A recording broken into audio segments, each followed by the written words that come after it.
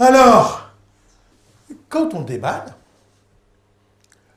on peut également attaquer la solution concurrente.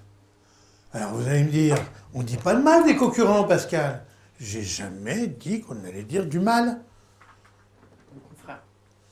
Parmi les solutions concurrentes, si je suis banquier, que vous envisagez de prendre une carte de crédit dite carte bleue et que je veux vous vendre une Visa Premier, la Visa Premier est bien concurrente de la carte bleue et je vends les deux produits.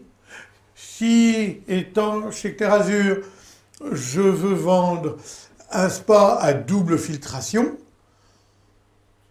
eh bien, la solution est concurrente à celle que le client peut envisager, moins chère, avec seulement une filtration de surface. Ça va? Donc, je ne suis pas en train d'attaquer un concurrent, mais une solution concurrente. Ça peut bien évidemment être la solution d'un concurrent. Mais au fond, c'est tout le temps la solution que peut envisager le client, et c'est dans sa tête à lui que je dois détruire, démolir cette solution. D'accord? Bien. Alors, nous allons travailler au marteau-piqueur. On est donc toujours dans la conviction de satisfaction et on va lui développer une conviction d'insatisfaction quant à un produit concurrent. Ça va? Il faut donc savoir semer le doute chez votre client, évidemment avec élégance, honnêteté aussi, et bien évidemment avec une grande efficacité. Cette fois-ci, la déballe porte sur une solution concurrente. Je vais vous dire, le doute du client, c'est notre pire ennemi. Tant que le client doute, il n'achète pas. Ça, c'est clair. Il faut donc lever tous les doutes. OK? Et quand il doute, alors il faut que le doute soit dans notre camp. Et on va lui foutre le doute quant à la solution qu'il envisage. Tout le monde a compris? Alors on attaque. On va lâcher les chevaux et lui montrer un petit peu tout ce qui ne va pas dans la solution qu'il envisage. En fait, on va lui parler des défauts de la solution concurrente. Les défauts, de quoi s'agit-il?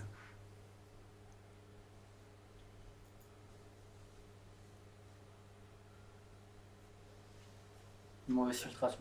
Pardon? Une mauvaise Alors filtration, quoi. Ça, c'est un exemple. Qui ne répond pas aux besoins. Qu'est-ce qu'un défaut? Qui présente des désavantages. Exactement. Ce sont des spécificités d'une solution rivale ou contraire à celle que nous voulons vendre et qui, en soi, recèlent des défaillances, des insuffisances, des défauts. D'accord? Continuons sur le SPI, parce que tout le monde connaît. Dans une chambre à deux, car il ne veut pas la chambre individuelle, mais je peux lui casser la chambre à deux. Vous allez partager, c'est ça le défaut, votre chambre avec quelqu'un dont vous ne connaissez ni les goûts, ni l'entourage, ni la famille, ni la façon de vivre, ni les préférences, ni le mode de vie. Ça, c'est un défaut. C'est le gros défaut de la chambre individuelle, c'est de vous coller avec quelqu'un que vous ne connaissez pas. Évidemment, un défaut pose problème que quand il y a un inconvénient qui lui est attaché. L'inconvénient, c'est le moins. C'est le pendant du plus de l'avantage lié à la caractéristique. Et là, le pendant, c'est le moins. Autrement dit, vous allez pouvoir tomber sur un insomniaque qui vous met la lumière toute la nuit, un passionné de foot qui vous confisque la télé, une famille omniprésente, des mômes qui viennent sauter sur votre lit, alors que vous sortez d'une opération douloureuse des jambes, ok, les mômes qui sont là et qui viennent sauter sur votre lit, c'est ça que vous voulez? Les inconvénients sont les moins. Autrement dit, Ben, le client va devenir sensible que s'il y perd quelque chose. Et qu'est-ce qu'il perd? Eh bien, vous savez, ajouter à vos soucis de santé des soucis de voisinage, ça peut être un cauchemar. Ne faites pas ça. Vous en souviendrez, ne faites pas ça. Et vous me dites que vous aimez bien rencontrer les gens, quand vous pourrez sortir de votre chambre, c'est que vous irez suffisamment bien, et là, eh bien, dans les couloirs, vous rencontrerez à votre rythme qui vous voulez, comme vous voulez. Mais tant que vous voudrez être dans votre chambre, c'est que ça ne va pas bien, et il ne faut pas ajouter le risque d'un voisinage défectueux à vos soucis de santé. Ne faites pas, ça devrait être, selon moi, totalement interdit. Voilà, ça va? Tout le monde a compris?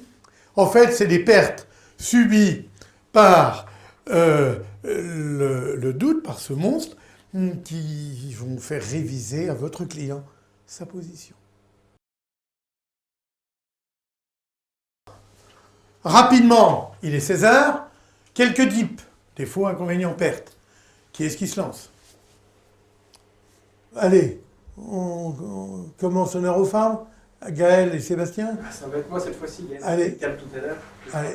Le dit. Bon, c'est bien. Encore un peu de boulot, mais c'est bien. Oui, il n'y a pas de souci. Bon, bravo mes amis. On va terminer, parce que c'est maintenant que ça se passe. Ta-tam. Alors, ta-tam. Eh ben oui! Effectivement, le dip sème le doute et attaque le closing sous un quatrième angle. Défaut de la solution concurrente, les inconvénients, c'est que le problème n'est pas résolu. Et la perte pour le client, c'est l'anti-bénéfice. Alors ça, Atelier sur les bureaux. et c'est l'avantage du présentiel sur l'Internet, hein, c'est que je vais vous remettre à tous une pyramide. Cette pyramide, c'est celle du closing. C'est celle du closing. C'est important, parce que vous voyez que cette pyramide a 4 faces, 4 versants. On attaque le client par le premier versant, le versant qui consiste à lui poser des questions. Est-ce qu'il a le problème? Est-il motivé pour le résoudre? Il avance pas comme on veut. On lui montre qui est Raoul et on va lui indiquer le problème. C'est le deuxième versant. D'accord? Et on lui montre donc par les 3 P, à partir d'une particularité produit, le problème. Et c'est nous qui invoquons le problème, c'est pas le client qui l'évoque, d'accord? Et les préoccupations insatisfaites et à satisfaire. Ensuite, on va lui présenter notre solution. Ce sont les CAB. Caractéristiques, avantages, bénéfices. L'avantage, c'est que le problème est résolu. Et vous l'avez compris. Le défaut, eh bien, c'est que l'inconvénient, le problème n'est pas résolu. Ce que je suis en train de vous dire, c'est que le cœur du réacteur, il est au niveau intermédiaire. Il n'est pas là. Là, c'est le point de closing. Là, c'est ce que vous allez obtenir du client en termes d'accord. Mais ce que vous allez développer, c'est tout le temps le problème. Est-ce qu'il l'a? Il ne veut pas le dire. C'est moi qui vais lui dire. L'avantage, c'est que moi, je résous le problème et que dans la solution qu'il me propose, le problème n'est pas résolu. Il ne peut pas échapper. Vous êtes d'accord? Je vais donner à Patrick qui n'a pas, Loïc va dire et moi. Eh bien, Loïc aussi, d'accord? Alors, Loïc, une pyramide. Vous deux? Allez. Merci. Voilà. Eh bien, mes amis, regardez. Il y a une question souvent qui m'est posée, c'est « Mais quel versant prendre, Pascal ?»